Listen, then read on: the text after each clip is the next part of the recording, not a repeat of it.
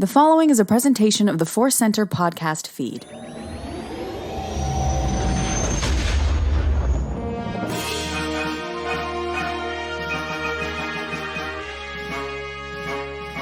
From the center of the galaxy, this is the ForceCenter podcast feed, and this particular episode is Questions of the Force. I'm excited for questions and hopefully answers. I'm Joseph Scrimshaw.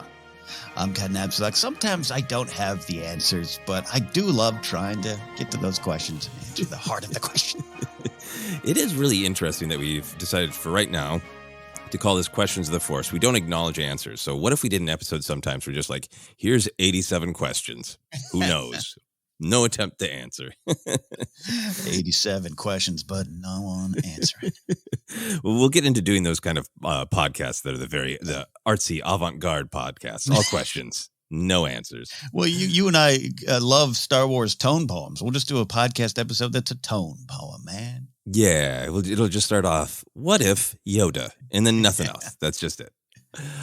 Anyway, we want to let you know that as always, today's podcast is brought to you by Audible. You can get a free audiobook download and a 30-day free trial at audibletrial.com/ForceCenter. Over 180,000 titles to choose from for your iPhone, Android, Kindle, or MP3 player. We are continuing to recommend Mission to Disaster by Justina Ireland, the latest High Republic adventure. We're going to be diving into that one soon. To download your free audiobook today, go to audibletrial.com/ForceCenter. Again, audibletrial.com/ForceCenter for a free audio book. You get an audiobook and it helps us out, but there is still more, Ken. We do have another offer. Inside Editions, publisher of a ton of great Star Wars books, is offering 35% off across their website if you use this special link, insideeditions.com/discount/FC35. If I sing it, you'll remember it better. This week, we're recommending the Inside Editions book, The Mini Book of Lightsabers. It is exactly what it's advertised to be, a little book of lightsabers that I love so much, I've had to move away from my desk lest I read it during the show and get distracted. Again, use the link insideeditions.com/discount/FC35. There you go. Yeah, that is a great one. A great one. The little mini book of lightsabers. And I actually did use this code to get a present for my wife. It works. So check that out. Along with the mini book of lightsabers, we're going to dive into our questions and even answers. As always, we get 2 questions from Twitter and 2 from our patrons on Patreon. Our first question is from Twitter and from Daniel Mormack. Daniel says, I think we all agree that the use of the Force exhausts one. Does it also age certain species? This is a very fun, very nice, direct question. I love this topic about the Force's effect on the physical bodies of Force users. I want to start just with the first side of this, Ken. I think we all agree that the use of Force exhausts one. Do you like that? Do you agree with that? And do you like that concept in Star Wars? I love that concept. That is a great question to focus on. I love that. And I don't think I've always thought that was the case. Definitely didn't grow up. Even after video games and you'd smash the X button, you have to wait for your Force juice to fill back up on that meter, right? That never translated to Star Wars for me. I think it's a realistic take. I think it's something that makes the powers and the Force skills you have, it makes it even more valuable to me. It makes it a resource you can't just exhaust with wild abandon and no thought. And I enjoy that. And it pops up more and more, I think, in Star Wars, unless I'm completely wrong and missing some stuff from the past. But just, Grogu taking a nap is not only cute, it's realistic to me. And I like it. It's like running a marathon. You can do it, but you're going to nap with a Rancor. That's just truth. Yeah, I think it's been in more modern canon recently. I think the very big idea of the Force projections in Last Jedi causing, great effort, right? The Kylo setting up the effort would kill you, and the effort indeed ending Luke's life on this physical plane, and then he gets to walk into the Force, into a new horizon. But then also they're like scattered throughout lots of places. I think there's a High Republic moment in particular where Vanestra Rowe is really thinking and talking about it. And there's a couple ideas that I really like about it. I like the idea that it connects to Yoda's quote to me of being luminous beings. We are not this crude matter. In this idea that the Force is cosmic, right? Anything is possible through the Force. but we are funneling that through our crude matter as Force users, and we can only, process so much power through our bodies, right? Yeah. And for me, it was also something that I always kind of played around with. Is a lot as a young adult, as I was watching Empire Strikes Back on VHS a lot. When Yoda is saying, like, no different between lifting stones in the ship, it's only different in your mind. And I think I grew up for a while of just like, oh, if you just that there truly isn't a difference, right? Like you just get hung up on size, right? And that the greatest of all Force users could go, oh yeah, I move a pebble or I shift a planet away from one sun to an entirely different sun. Same thing. And I was like, there's a part of me that was like, I like that philosophically, but it never gelled because like Yoda's like, no different. And then he concentrates pretty hard. Yeah.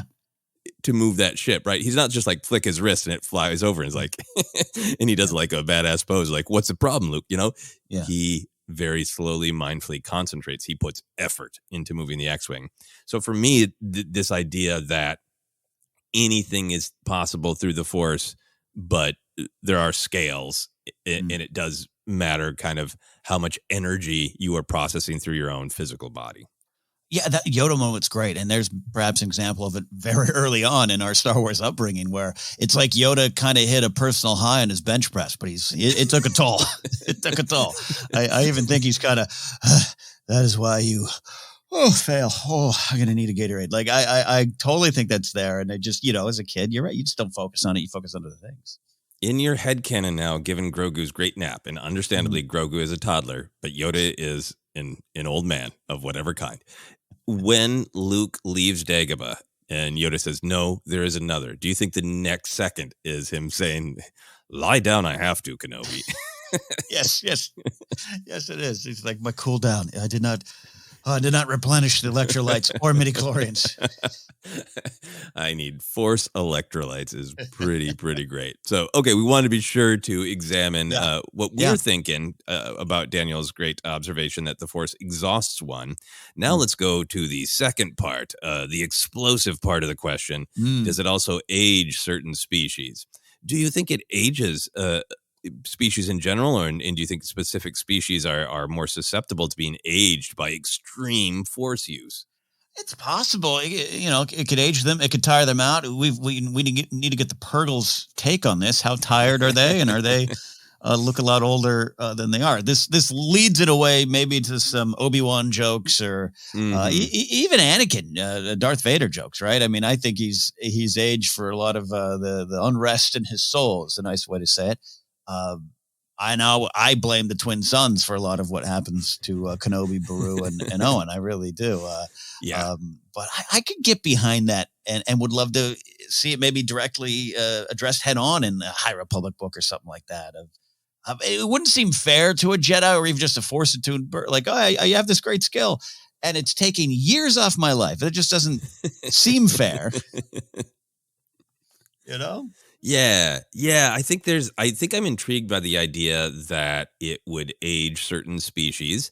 I think before that, I go to some of the same age things that you're talking about. I think the dark side rots. Like, I think Palpatine is his body. It's not good for his teeth, right? Yeah. You can floss as much as you want when you're on the dark side, and there's still going to be some rotting. I think there's some great kind of Kylo's like flesh becoming more mottled and tortured, at moments. And I think obviously we know that the light side can exhaust, right? That you can kind of give your strength to it the way Luke does. So I think that there is some different ideas, right? The dark side rots. You can exhaust yourself to the point of death, but then the aging, I think that's a thing that I'd be open to. If we learn that, like, Aqualish Force users, they get old real fast when they use the Force a lot. Like, that'd be an interesting detail to me. And I think in the main thing I think about is I do just kind of like the idea that by galactic standards of a lot of other species, that human lifespans are already a flash in the pan. So maybe some of those, like, Wookiees look over and go like, what happened to that human? Oh, it's just been 40 years. Okay. I kind of like the idea that the humanoids in Star Wars are the ones get kicked on out of here faster. Seems right. Seems justified. Yeah. Yeah. Is there any species that you have in mind of that would age better or worse based on Force use? Clearly, whatever Yoda, Yaddle, and Grogu has got the best of it. There's some or Maz Kanata, who I think is Force attuned enough but not affected. It would seem.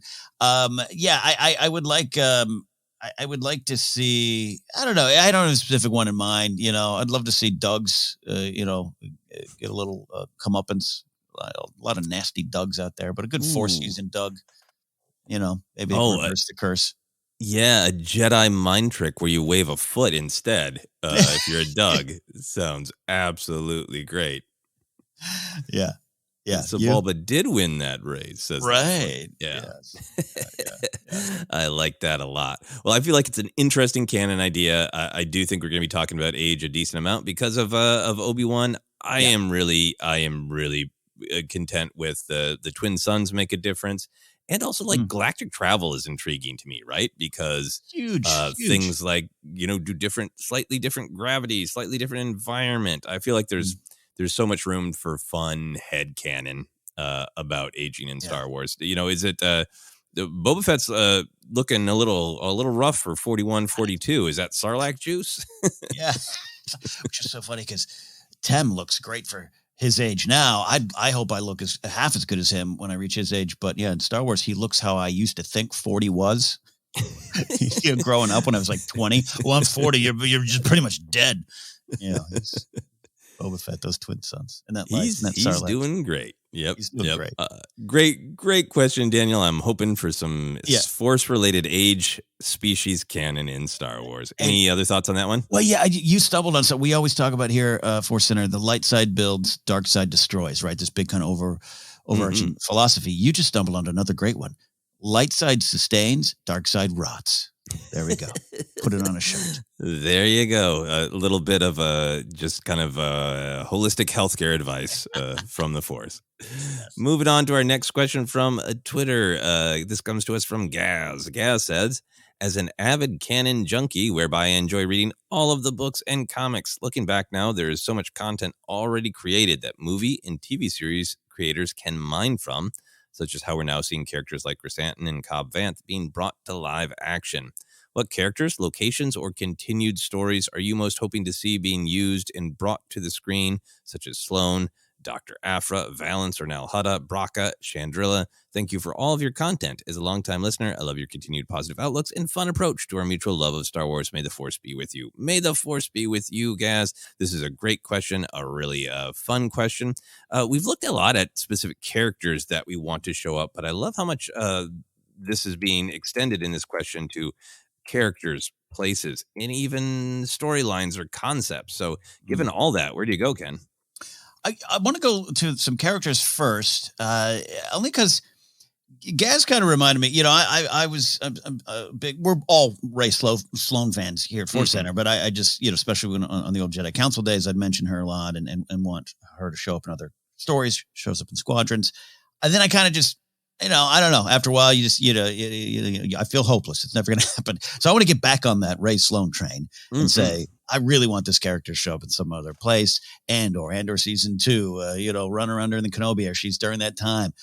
Who knows who Ahsoka's going to run into on any further mission. So I really would love to see a live action version of Ray Sloane. And then I'll stick with, I just want to jump in real quick on the Ray Sloane train. She came out swinging in, early Disney Lucasfilm canon. And I feel like the fact that aftermath spoiler that she headed to, the unknown regions, I think that means like we're waiting for that story. I think that the Ahsoka television series, there's a good chance, especially having Cobb Vanth show up, right? Yeah. That I think that gives me some amount of hope for Ray Sloane, particularly if it follows that model of, hey, we need this kind of character. Well, they already exist, right? Yeah. If any of Ahsoka's dealings are searching in the unknown regions for Ezra or Thrawn, and she runs into Imperials, you already have that character. Yeah. And with a great mystery of what happened out there, what happened to Ray Sloane, And even throw in the Palpatine, the new stuff we know that story. She's a giant place in that. So absolutely. Yeah. So you're gonna say another person? I just wanted to jump in with some no thoughts. Absolutely. No, a couple more. I've been. You know, you and I get on kicks, right? Like I want an Infamous Nest TV show. She's already been live action. I know, not to related to this question, and I'll talk about that for months. Then I'm back on a kick of Battlefront 2, Iden Versio, Del Mico, Zay, Shriv. Such a wonderful story, such a wonderful little world. So I want them, and that could lead to. Do we go back to Vardos? Do we see Pilio in live action? I'd love to explore those characters. I don't think Rangers of the New Republic was going to include them. I don't think that show exists anymore. All those kind of things, yeah, we've heard, but that would have been a place for characters like this. Zay's a little bit later in the timeline, I know, but it's a wonderful collection of characters with real life actors. All actors are real, it turns out. But actors, mocap doing these video game performances, it's them, right? You don't have to go too far to find your Iden Versio. Janina Gavankar is waiting. So I would love to see that. Yeah, I think those are some very, very good selections. How are you feeling about Dr. Aphra? I kind of feel like a series of some kind is coming. I know that there have been rumors and whispers and all that. But I feel like either, live action or animation, I feel like we're maybe a year out from more Disney Plus shows being announced that are being developed right now. Because like Lando is like the only thing kind of on the horizon that we don't know a lot about yet. And otherwise almost everything is kind of going to be out in the next year or so, right? Ahsoka and Kenobi and Bad Batch, and unless there's something I'm forgetting, right? We're heading towards what is known, so more is going to be announced at some point. What are your hopes for Aphra? I think it's a great character with just a rabid, passionate following, and I'm in that crowd. Allows you to get to whether it be the killer droids, Triple Z, 000 and BT, but Saina Staros is a great character that I'd love to see in live action too. So it just brings its own kind of Afraverse, but she can also fit so well in other places. I think you got to get the tone right. She's a very different kind of character in terms of tone and comedy. I think it works. Everything works. But, you and I have discussed that. Sometimes is she too snarky for her own good? I don't think so. It depends on how you use the character. And I think her leading a series, I think would be a vibrant, fun, different series. So, yeah, as far as animated versus live action, I would love to see it in live action. Yeah, I kind of hope that she gets her own live action show. I think she would fit into the Mandoverse just fine. I think she'd be a fun character to pop up, in lots of different stories. Depending on when Lando's set, some scoundreling there would be great and fun. But I also just kind of feel like as a character, I hope, sometimes when characters pop up in other people's story, you kind of can't do them full justice. Those characters don't have full wants or arcs, or sometimes I don't think this is going to happen with Aphra, but there's always that risk of something bad happens to them to inform the other character's arc, and I just kind of want Aphra to have her own show that is about her. Yeah. Yeah. And there's different ways. I mean, you're right. She plugs into so many eras. If you want to explore her adventures, even her in college, there's some great, you could do college years with her and Santa dating and her professor. They already touched on a little bit of that in the audiobook. So there's a lot of different spots. And then, we don't know her ending yet. So, the new adventures of Dr. Aphra, in a different time. It's a lot of fun. Yeah, that sounds great. For me, some characters from books and comics and video games. I'm still big on Sinjar Rathvelis from Aftermath series. He was one of my favorite characters. He's had some great kind of classic Star Wars scoundrel, rule breaker, bender, snarky, wry, kind of his own worst enemy, gets violent when he knows he shouldn't. So there's a lot that's just kind of like charming, classic Star Wars about him, but this really interesting character path of walking away from the Empire where he's left of working with Mon Mothma. Such a rich and interesting character idea on so many levels that I would be really happy to see him in the Mandoverse. A character who is in the comics a decent amount and is mentioned in books. And we know that she survived into the New Republic era. Evan Verlaine. We've talked about Evan quite a bit, the pilot of the surviving Y-Wing from A New Hope. So technically, she's on screen in that Y-Wing if we follow canon. But she's also a character that just carries lots of interesting ideas of this another surviving Alderaanian who has this, very interesting, tortured, relationship with Leia, the surviving monarch of her dead planet. I think I would love to see her pop up lots of places. Final one for me, I'm editing myself to just 3 characters. Jedi Fallen Order, obviously there's a ton of desire to see all those characters. And like what you were saying with video games, are like, well, and they are the actors. So there you go. Easily cast. But Marin in particular. Again, because I love the Night Sisters. I would love to see them explored more on screen.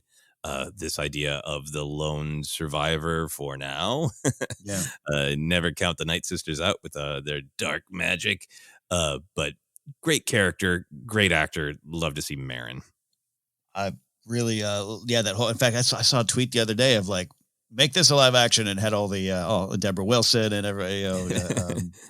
Cal Kestis, forget his real name right now, but all of them just kind of up there. Yeah, they're there. It's right there. I'm right, and the Singer choice is great too. Singer's a great character, and I got to say, props to Wendig. Aftermath series, controversial. It's writing style, not well received. Unfortunately, I think there's a lot of great things in there. But he created a bunch of characters that are still close to the hearts of many people. Or a character like Sloane didn't create the character, but added so much to her. So I love a lot of the stuff in those books. Yeah, absolutely. And, Cobb Vanth is a big champ from that book for making the leap, the leap. So let's talk about places, storylines, or ideas. What do you have there? Places, like I mentioned, Vardos and Pilio are interesting. And I don't need to see a recreation of Luke on there with Del Meeko, but just at any point in time, it's a vault for the Emperor. So if Vader or Palpatine are around, and Vader gets sent to storage, go pick up my things from storage. You could have something there, and I love tapping into a little bit of that side of Palpatine. What is the door code, my master? It's Force, Vader. It's the Force. You only rented a 10 by 10. I can't fit this box in. I think there's I love that side of it. Even going up to Rise of Skywalker, as maligned as some of those beats are, I like that he had a secret storage room in the throne room in the Death Star. You just didn't know, but Palpatine carries his stuff around. The Sith history, studying it. He has his collections. The Lando stealing stuff from his ship and that comic run. I like that side of Palpatine more than I ever did.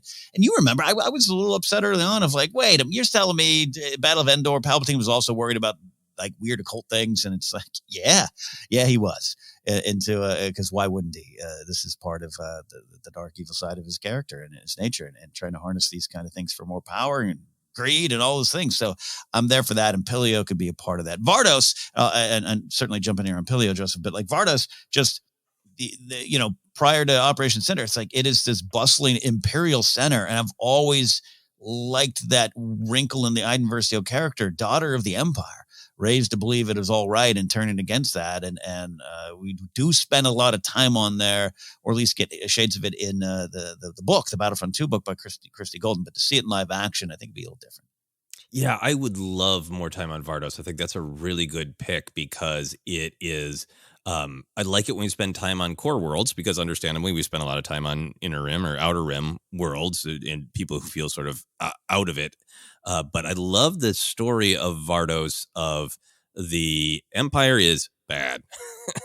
Palpatine is a bad person and he is causing tons of pain in the galaxy, but he's also causing pain to people who kind of maybe won't be believed, right? Or don't have a voice. And I love the picture of Vardos of a close planet where from their perspective, the Empire isn't bringing the boot down as hard. And from their perspective, what's the problem? We're all quite wealthy. Everything works. We kind of hear reports of this pain other places. We don't really believe it. Right. And that's the great snapping point. Sort of when Palpatine in his rage is them too, put the boot down on them. Yeah. And Iden's what? Wait. And that's what breaks her. Right. Yeah. Yeah, which is valuable. Yeah, maybe it shouldn't have gotten to that point, but I think that's sometimes the way we all learn. And if it doesn't happen to you, it's easy to ignore. It's just unfortunately a byproduct of being human. And maybe we're always trying to step over that and step over that obstacle. She does. It's a powerful moment. Yeah. So if you could tell that in another way. Yeah. Oh, this is great choices. I think for me, some places, this is a weird one. The Jedi Temple. We haven't spent much time there. But I really, I was thinking about the great question of seeing things in books and comics. It feels so familiar in books and comics to see scenes in the Jedi Temple once it's the Imperial Palace. Constant meetings with Palpatine between Vader and Thrawn and Mas Amedda. Palpatine's just forever chatting with people there. So I would love to have a tour of the Imperial Palace in live action. I think there's the possibility of at least a glimpse in Kenobi. Not hanging my hat on it, but I have some hope for it. Another physical place I'd like to see is Ifrona. The planet that basically got introduced by Charles Soule. We see it in the Rise of Kylo Ren comic book. It's, of course, where a bunch of our favorite Jedi from the High Republic have their base. But it's also just kind of got, from the little bit of art that we've seen in it, it's like the Star Wars planet that Wile E. Coyote would live on. Yes. It's got a great aesthetic that's similar to other things in Star Wars, but it's just kind of a visually really fun planet. And I'd love to spend time for live action in that Ifrona temple that we see in action with the High Republic. And then we see in that Rise of Kylo Ren comic book, Luke and Kylo and Ben at that time, and Laura Santeca all visiting. Yeah. Ooh, great. Love that. Yeah. And then for ideas, what do you have for ideas or storylines? I'll tell you, it's not a specific storyline, but it's definitely an idea and concept. I'd love to see more of kind of depressed, bearded Han Solo. Love that aspect of Battlefront too. It is a really weird one. It is like I forgot the rationale, but it is pretty great. Yeah, I love that. Generalized, I'll admit, but I really do, and I myself, and I determined this over the weekend, over the course of the weekend, with a hard seltzer in my hand, making tough decisions. Joseph, I was like, I think I really need to revisit Dooku Jedi Lost, and extend. I'd love to see an extension of some of young Dooku on the loose, young Dooku processing his life and making bigger decisions. There's something about that that I think is could be a valuable chapter in the Star Wars story of a Jedi gone bad, and what that means. And so I'd love a little bit more of that. Yeah, no, I would really like to revisit Dooku Jedi Lost. We have the script book, so I'd really love to read the script book. I also feel like Dooku Jedi Lost was kind of part one, because it was like I feel like it was Dooku Jedi Lost, and now we need Dooku Sith Found. Because it really did. Obviously, his relationship with the dark side was covered, but this is really his decision to walk away from the Order and didn't fully get into his full embracing of the ways of the Sith. Yeah. The room there. For me, it's not really a storyline. It's an idea. And I think I'm fascinated by it, because I admit I'm even a little afraid of it. It'd have to be handled to me just like so carefully in live action. We've talked about one of the tensions in Star Wars is kind of this tension between the fantastic and the realistic, right? Or the mythic and the really sensical, right? And I like one great example of that is like, well, of course, Luke Skywalker is hidden with his own name and at the same place that his father grew up, and his father's name is Anakin Skywalker, because it's a myth. It's the Skywalker family. It's not about, realism. And I feel like the movies and the TV shows generally kind of lean towards that. Yeah. And then often the books and the comics, because they spend more time with the characters, kind of get into the realism, right? We talk a lot about you open up a Star Wars book and they drink coffee and go to the bathroom. Yeah. Right. And can you imagine if Empire Strikes Back started out with Han's like, well, I got to get my morning coffee and then get a newspaper and, go to that part of the Falcon. Like that kind of realism, day-to-day realism is not always a part of on-screen Star Wars. So all of that is to say, in the books and comics, we hear a lot about Hollows as entertainment, right? Like Mm-hmm. Hollows as books, movies, documentaries, reporters making documentaries. That idea of how does pop culture, how does read and viewed entertainment exist in Star Wars? And it's one of those things to me of like, you have to handle it just right. Cause, you know, there to me is like, if you're already watching a character who's like a myth, right? Boba Fett is a myth, and he kind of gets into a certain amount of realism of like, he's dealing with water taxes, you know? But is that next level where it's, you know, Book of Boba Fett, you know, the second season, and it just starts with him and Fennec watching a Hollow, you know, and just like kicking back and like, this is my favorite. This is the Bounty Hunter 7. It's my favorite Hollow, right? Like, it's intriguing because I love, like, there's a moment, I think, in Resistance Reborn where they talk about Finn as a young kid, even in the First Order, being allowed to watch Hollows with heroes, and that he kind of wanted to be one of those. So there's interesting moments like that, but how do you just make it not feel like, you know, Boba Fett's now Homer Simpson just watching television, you know? Yeah, no, I'm with you. And even just the industry itself, you know, there's in that Poe Dameron comic, there's like a news journalist shows up and gets involved with the fight. And I thought that was even intriguing. And we hear them, and you're right. Even Vat Weirdo, our lovely Vat Weirdo, Lililu Primoc, just his history. I'm fascinated by that side of it because it's there. It's realistic. It you know, makes rounds out the galaxy in a very fun, realistic way, I guess you'd say. Whereas Han Solo and his morning refresher is not as fun. Maybe for some, I don't know. So where could how could you work it in? And I'm totally with you on that. Yeah, I think it would either have to be just kind of a side detail, or really be that's what the story is about, right? About how I guess we have dealt with it a little bit with like storytelling. We certainly are aware of storytelling in Star Wars. I think that the sequel trilogy is so great with Rey thinking Luke Skywalker's a myth, and with the kids on Canto Bight seeing how those kind of stories might start to pass. And it's just a matter of kind of moving that towards like actual Hollow industry. So fascinating stuff. I'm not against it. I just think it has to be handled with great care. It could be, you know, there's nothing as a stand-up comic, there's nothing I hate more than stand-up comedy in movies. Like, it's never right. It's never right. It's always a little weird and off, even when it's nothing but comics in the cast. Like, it's weird. So, you know, here's a Star Wars story about the movie industry. I don't know. Yeah, well, because it's all, anyway, I'm going to stop myself from going down that road and keep this a reasonably length episode of Cues of the Force. Great question. Obviously took us to a lot of different places to think about what else we want to see in live action Star Wars. But for now, we're going to take a quick break, and we'll be back with our questions from our patrons on Patreon.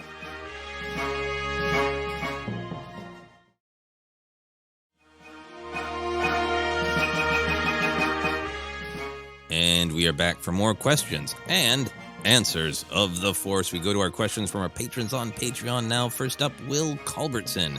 Will says, "Hey, ForceCenter folks. I've been thinking a lot about the concept of less is more and how it can be applied to storytelling. I want to take two big moments from recent Star Wars stories as examples. The Vader hallway sequence in Rogue One and Din Djarin removing his helmet in the final episode of The Mandalorian Season 2. Both moments are already powerful as they are. But I've always wondered if the emotional impact was dulled a bit by some of the build-up to those moments. In Rogue One, we've already seen Vader twice before his reveal in the hallway. And we have already seen Din Djarin's face twice before he reveals it to Grogu. So my question is, if we had been given less of these previous character moments, would it have had more impact for you in those final reveals? Imagine being in the theater and having the first time we see Vader at the end of that dark hallway. And then imagine the first time we see Din's face to be the same moment he chooses to reveal it to his adopted son. I personally would have found even more enjoyment in these moments that way, but I would love to hear your thoughts on how it might have impacted you and why you think the storytellers chose to give us more instead of less in these instances. Thanks. All right, Ken, where do you go with this? Do you kind of agree with the big picture, less is more, or where do you go? I don't disagree with the idea behind this. How about that answer? And I'm hearing everything Will's saying, including that these moments are powerful and he enjoys them, but he was thinking about another way. The best example of something like this of where I guess I would say I would agree with Will is I would have loved more Leia in The Force Awakens, but the reveal of her on Takodana was perfect for me. And there are earlier scenes that they could have done that were written, and they are in the novel. And I think there's great stuff. I love the additional stuff in the novel, more with Corcella. You get a little bit more of that fleshed out. But to say, and it happens, over 45 minutes or even, I don't know, close to an hour in the movie. I forget the actual time. Pretty deep, yeah. It's pretty deep, right? But when she shows up, I just, at the end of the day, I really love that. And it was a big emotional impact, including the 3PO red arm joke, all that kind of stuff. So I think that's an example of, if she had shown up earlier, it would have been great. Probably a big hero shot reveal, not unlike the one we got in Last Jedi, and claps and applause. But for her and Han to be reunited, and for us to be reunited with her and then them at that time, that's where it really works for me. So that's where I'll agree. Then I don't know, I'll let you jump in there, but then I have thoughts on the Vader and Grogu stuff. Yeah, me too. I totally get where this is coming from. I think that's always a great question to raise. This is the kind of conversations that I will certainly have when I'm writing and working with other partners is, where do you have the most impact? I think the Leia thing is a great example because where it's placed in the film, it gives her the room to have her impact, and it's really important to always be thinking about, what is the impact of this specific moment. I think for me, my big picture reaction is I totally understand this question, this perspective. I think there are less is more moments that work. For these examples, I think that this is a case for me where escalation gives them value, where that we are building to an ultimate moment. I've definitely wondered this about Din's helmet, but I think when I break it down and think about it, and I suspect that we have perhaps similar thoughts, Ken, about the steps leading to kind of what one might think of as a sort of ultimate moment, that they are made more powerful by the steps. I'll just say for Vader, I think there's this tension. It worked on me incredibly well in my actual first screening of Rogue One. Yeah, I thought if Vader is going to be in the movie, I wanted to use the power of kind of modern filmmaking, modern action to show me a Vader that is to be deeply feared. Let me see what the rebels are truly up against. Let me see why they finally we need that Kenobi guy. Yeah. At one point I had even wildly wrong about Rogue One, but had said it would be great if the end of the second act was Vader decimating a rebel force, and that's what makes Bail go, we're gonna need Kenobi on this one, and raise those stakes. But I think what's in the film is that tension of is he going to explode into action, into the full threat of what he is. And I think the fact that we do see him first in a business meeting, then we see him. Obviously he does his choking, but we have seen that before. And it's not a fight. It's just a reminder. It's a bit of an FU. And then we see him, being called out and, wanting to stop this. So I feel like for me, that moment is more powerful given the escalation that it's creating the desire. It's all, I can't believe I'm going to do this. It's a Vader strip tease, right? Like, you're going to show me this. You're going to show me this. Oh, you just went full Vader. You showed me. I saw it all, Actually, that's a great escalation's a great point. Sorry if I cut you off. Are you still dancing down the hallway with the Vader? No, those are my Vader thoughts. I want to hear your Vader thoughts, and then maybe we can get into our Din thoughts at the same time. Having gone to a Star Wars burlesque show, you're not off base, Joseph. You're not off base. So I really agree with that, and I'll have to confess, this is one of those moments. Talking about the first viewing, I apparently had like short-term memory loss. Because Vader, the business meeting happens, and I was like, cool, Vader's castle. Oh, my God, I love that. Some of the lines are a little weird. I'll deal with that a little bit later, but I do like that he was there. And then I forgot. I just had no idea that Vader existed. And when Tarkin says, hey, alert Vader, we got some problems. We're going to Scarif. I was like, oh, that's right. He's still around there. So the hallway almost was a reveal for me. That's just because I'm a simple man. I think I just got so swept up in the story. And for me, it was the total opposite. I was so hooked. I loved the castle, blown away by the castle. Great. Mustafar, amazing. And ups and downs with the scenes, but I was still thrilled to see it. And then, if I was a more vocal theater goer when Tarkin was like, let's call Vader, I wanted to scream, thank you, please. It was like one of the only things. I was enjoying the film. I was watching it, but I was so caught up in wanting this. And I think that's the thing is like sometimes things need to be constructed to give audience room to want it and build up to it. So it doesn't just come out of left field. And that was my personal experience with Vader.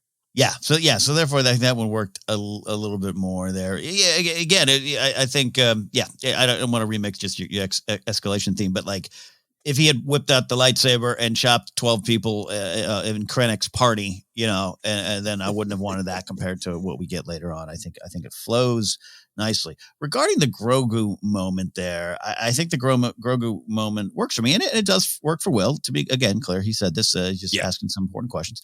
But I think I was more surprised by the reveal at the end of season 1 with IG-11. I was surprised they did that, and maybe they could have waited a little longer. I love it. In the end of the day, I think it flows nicely. But I remember even then going, wow. But I also think I want to acknowledge. Could you have waited longer? Maybe, but probably not, because you had jerks like me yelling that's not even Pedro in there. So I think I'm part of the problem from back in season 1, where I was like, it's a stunt man. How can I was, and Jon Favreau does not know who I am. So no one was reacting to our words, my words, or any jerks like me. I just think it was obviously going to be in there. But all that to say, like, I took my breath away a little bit. Like, oh, we actually see him, and that meant that IG-11 moment, him taking his mask off in front of a droid, was almost equally as powerful, just not as sad. So in the end, though, I think when it comes to the Grogu one, I look for the trade-off, and maybe that's a lot of what Will's talking about here. If you subtract the things we got, is that a fair trade for me? And no, I like the moments we got before the Grogu reveal around Luke, especially Chapter 7, right? With him having to take it off while undercover. That is such a powerful moment. So it works. But yeah, Will's addressing the concern that you mentioned for all storytellers. When is the right time for a big reveal? And is the reveal for us, or is it for the story, for the characters, or all of the above? And that's a delicate balance. But at the end of the day, the Grogu one, each helmet reveal had different value for me. Yeah, I think that's my big picture thing. And I've kind of in agreement with Will in that I've asked myself this question of, even though I love both the reveals at the end of Mandalorian season 2, both the one to get the information about Grogu and the one to share with Grogu, like, I love them both, but are they too close together? Would it have been, in some ways it feels like it's the ultimate thing for Din to take off the helmet for Grogu, and were those beats repetitive? And I had that sort of intellectual question. Yeah. And I realized that it was intellectual for me, in that emotionally, every helmet reveal worked. Yeah. So then it's interesting with this question to go like, okay, well, why does each one work? Even though, like, kind of on paper, like, are those too similar? Are they too close together? Do they lose impact? And I think for me is the thing about, you can look at Din taking his helmet off lots of different ways. From the, like, we hired Pedro Pascal, we'd like to show his face. Yeah. Every once in a while, right? But I think for Din, the reason that he keeps the helmet on is the creed, right? Yeah. So the taking the helmet off is a question of, will he change and how much will he change, right?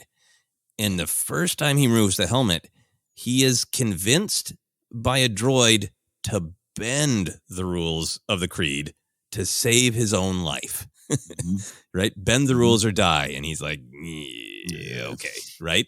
Don't you tell anyone. And don't you tell anyone, right? And then the droid dies valiantly anyway, not that long after at all. And then the second time, it's a pressure point the entire episode, right? And he already bends a little bit of like, I have a helmet on. Is it about is it about my Mandalorian helmet is my face, and that's what the only face anybody should ever see, or is it a helmet? Yeah. Right. So he bends it a little bit just to accomplish this, right? Yeah. But then I think when he takes it off to get the information, right, it is theoretically he is willing to break the code to save Grogu's life. But one could I think, argue that he was tasked with a quest. Is he tells every single breathing being that he meets in Mandalorian season 2, right? Yeah. He is on a quest to return Grogu to his people. So you could almost see Din standing in front of armor and saying, "I had a choice between this part of the code and this part of the code." Yeah. And I was still holding up the code because I needed to complete my quest. He was a foundling in my care. I had to save him, and this was the only way, you know? Mm-hmm. So he was still arguably bending the code. So then the final one for me is the most emotional, has the most impact, because in my mind, there's no wiggle room on the code. He breaks the code for emotional connection only. Right. Grogu kind of asked to see his face, and in that moment, Din decided saying goodbye to this child and truly letting myself connect is openly and honestly with this child is more important to me than following the creed in this moment, you know?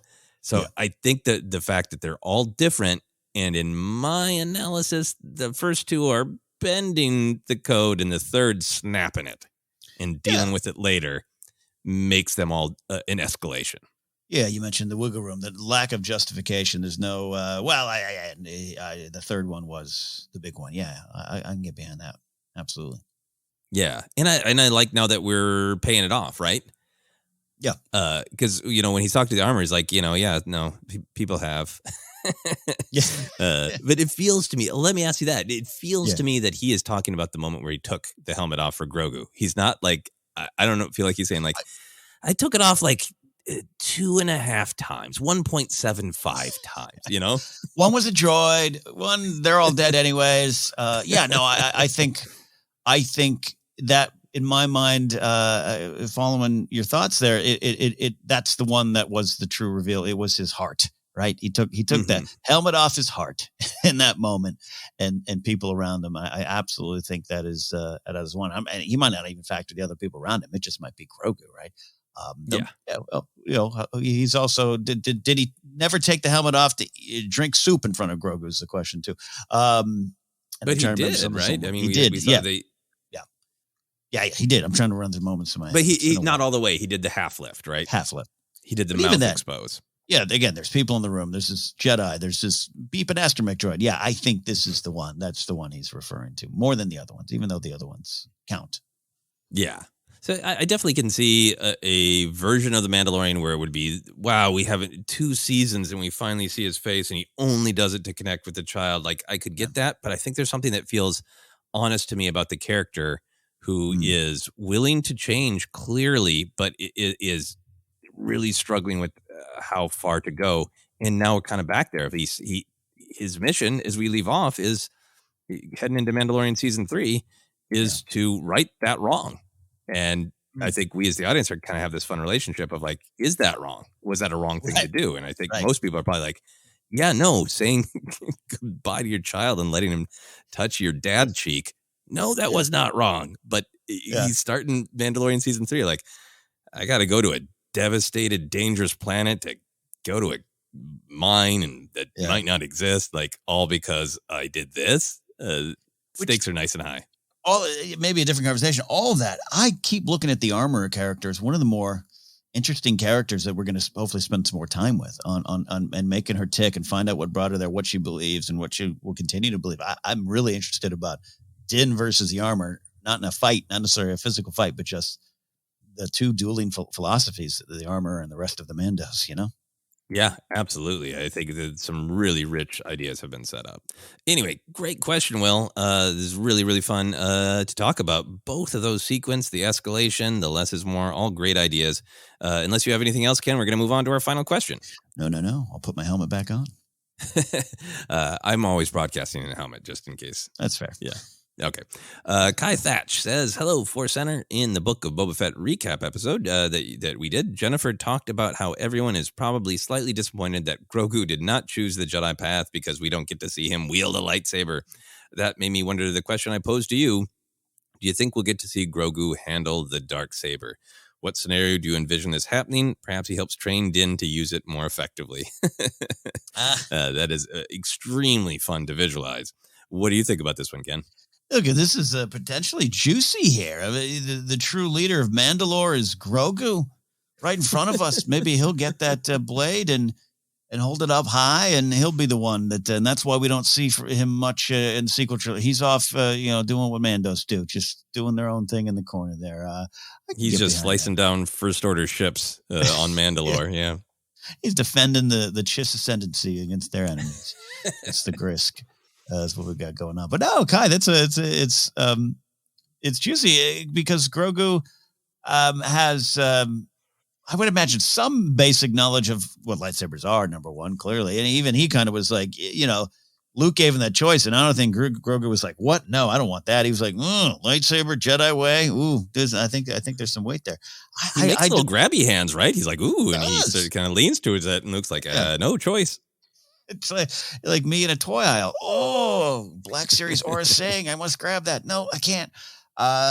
So he's got enough skills that I'd be curious to see if that develops at all. Not even outside the question of the Darksaber, just him and philosophy's training. Den's not training to be a Jedi, I know, but if he's like, hey, how do I use this? And Grogu's got some thoughts on what it means as his mind, gets a little older and develops.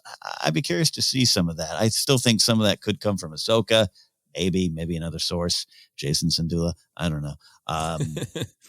But I just like the image of Grogu with the Darksaber. It's just kind of a cool Star Wars look. Yeah. I think my mind goes to a couple places with this. I think that, Mandalorian season 3 is certainly set up to, like we were just talking about, to have, Din's got a lot of Mandalorian baggage on his plate, trying to get forgiveness from the armor and from the Creed. For having removed his helmet, but also the baggage of certainly Bo-Katan's like, well, I guess you're the leader of Mandalore, or fight me. Yeah. You're stuck with this thing that you don't want. We set up the idea that he is not clear on his conviction, so the Darksaber, it's difficult for him to wield it. But I also think there's still this kind of dangling idea of what are the tenets of his clan of two with Grogu, now that they've both really actively made the choice to be a clan of two. What is their creed? And I think that might be interesting because I think Grogu not necessarily being like, I've been around lightsabers, let me give you some pointers, Dad, but more that idea of like their relationship gives Din clarity about what he wants. Like if it's a moment of needing to defend Grogu, does his clarity make it easier to wield the Darksaber, Yeah, well, we had the question, was it last week, about the purpose. The Darksaber kind of responds to knowing your purpose. Yeah, there could be something in that.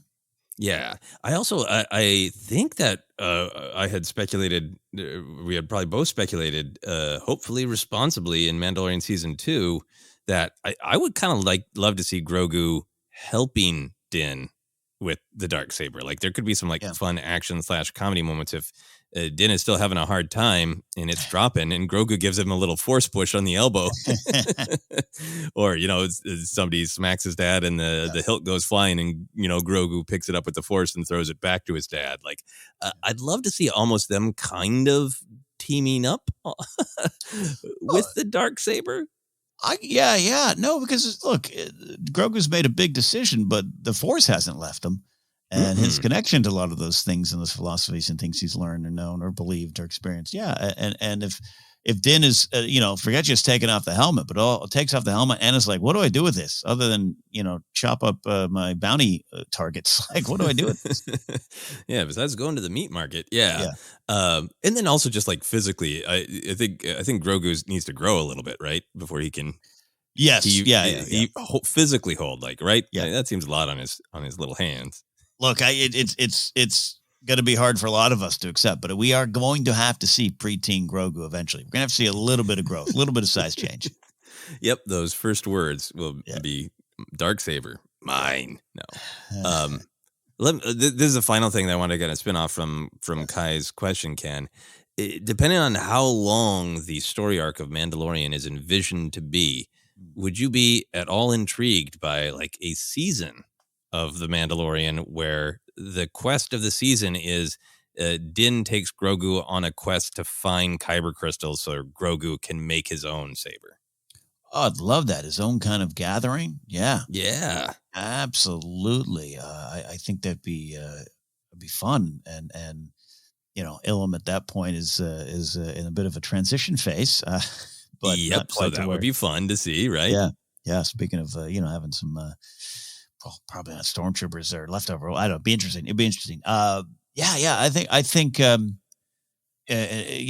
growth of Grogu, and once he starts talking, like I really do want to get to that point. He's as cute as a button. I don't want to change that. It's sitcom kid, right? And we don't want suddenly he's now got a little mustache and he's learning about don't do drugs and stuff, like, very special episode of Mando. But I'd love to see it because I'd love to get just a little bit more. And I think we're getting, the flashback, going to that idea of home that's actually that's full of pain, with the flashback, and it's more than just who saved them. That's a fun reveal. I do want to see that. I do want to know that. But just, where he came from, and where does he go with all that? Once he starts talking, once he can start really saying, but not having to soak around to feel things and translate things, but actually go, hey, thoughts I have, me, or however he wants to speak, I think he can go play. And so places like what you're saying there, his own little gathering or his own what he needs. Fascinating, potentially really fascinating. Yeah, I think it could be really, really interesting to sort of complete a little character arc for him, depending on where Grogu ends up. But I want a whole season of every time Din Djarin meets anyone, him telling them, I am on a quest to take my child to find magic crystals for a laser sword. Is it kind of like a Jingle All the Way, dad getting toys for his kid at Christmas thing going on?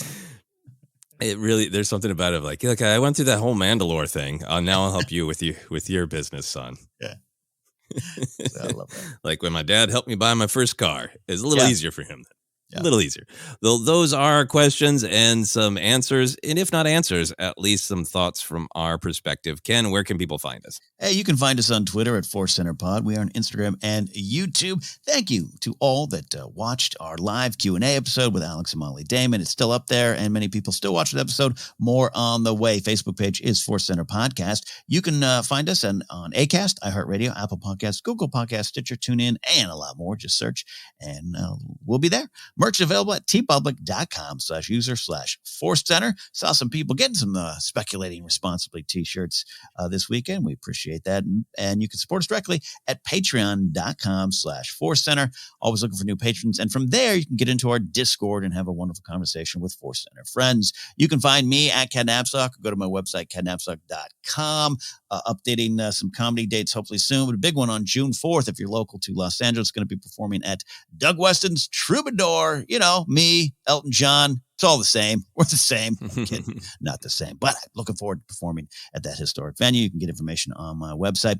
And we always like to put out into the world some places of interest for charities or causes. And still on my mind, of course, in a lot of people's mind is the Ukraine Crisis Relief Fund by Global Giving. You can go to globalgiving.org/project/Ukraine Crisis Relief Fund and help just support the citizens over there who are in this humanitarian crisis. And that is a nice way of saying it. Joseph, what do you got? Yeah, I want to continue to highlight the great organization Vote Forward. Just put very shortly, it is a place where you write letters sharing with other people why you vote and encouraging people to use their power to vote however they choose, but to be sure to engage to use that power. If you're interested, you can go to votefwd.org. And for myself, you can find me on Twitter, Instagram, TikTok is at Joseph Scrimshaw. You can check out all of my other comedy adventures, past, present, and future on my website, josephscrimshaw.com. But for now, for myself, for Ken, for Grogu with any kind of lightsaber, this has been Questions of the Force.